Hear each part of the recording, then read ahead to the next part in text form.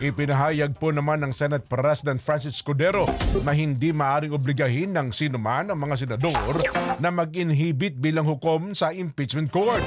Hindi rin anya itinakda ng impeachment rules na magbotohan ang mga senador para mapa-inhibit o maalis sa paglilitis ang mga bias daw po sa kaso ng Vice Presidente.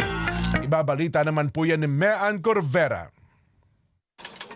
Hindi maaring obligahin ng sinuman ang mga senador na mag-inhibit bilang hukom sa impeachment court. Yan ang sagot ni Senate President Francis Escudero sa mga panawagan ng ilang grupo na mag-inhibit ang ilang senator judge gaya ni na Senator Amy Marcos at Robin Padilla dahil sa umano'y malinaw na pagkiling kay Vice President Sara Duterte. Ayon kay Escudero, ang pag-iinhibit ay personal na kagustuhan ng mga senador.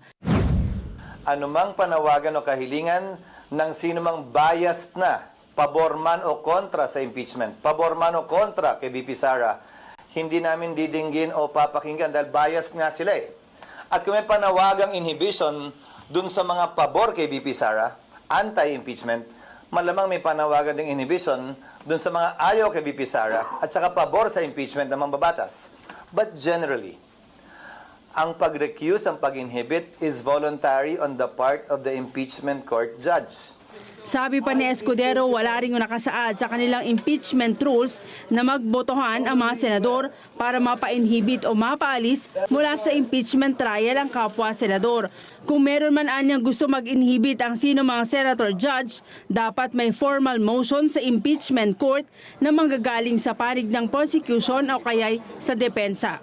Kung gusto namang mawala ang senador mula sa Senado para hindi makalahok sa impeachment trial, maaari anyang magsampa ng reklamo sa Senate Committee on Ethics na siyang may kapangyarihan na magrekomenda sa pagpapatanggal sa isang mambabatas. Ganito rin anya ang naging ruling noon ni dating Senate President Juan Ponce Enrile nang may magsampa ng motion para mag-inhibit sa corona impeachment trial si dating Senate President Franklin Drilon.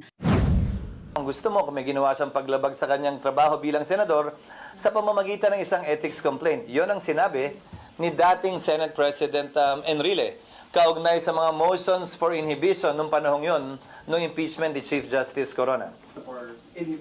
Ulitin ko. Voluntary ang pang-inhibit ng sinumang senator judge. That is addressed to the sound discretion of each judge kung may hihiling man yan. Sa ngayon, wala pa raw natatanggap na compliance ang Senado mula nang ipabalik sa Kamara ang articles of impeachment at wala pang sagot mula sa kampo ni Vice President Sara Duterte. Para kay Escudero, hindi rin kailangan mamagitan ni Pangulong Bongbong Marcos sa Senado bilang impeachment court at sa Kamara na siyang prosecution panel gaya ng pahayag ni spokesman Attorney Claire Castro. Malinaw naman sa kanilang rules na ang mananaig pa rin ang impeachment court kaya dapat sumunod sa kanila ang mga kongresista.